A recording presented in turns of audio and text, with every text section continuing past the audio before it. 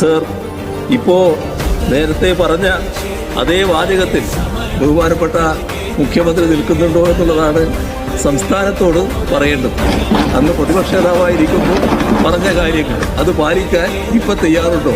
അതാണ് വരുന്ന പ്രശ്നം. അതിനാണ് അദ്ദേഹം വിശദീകരണം യഥാർത്ഥം നൽകേണ്ടിയിരുന്നത്. ധവളപത്രം വരുന്നുണ്ടെന്ന് പറഞ്ഞു, അത് വരുമ്പോൾ നമുക്ക് കാണാം. അതിനെക്കുറിച്ച് എന്താണോ പറയാനുള്ളത് ആ ഘട്ടത്തിൽ ഞങ്ങൾ പറഞ്ഞു.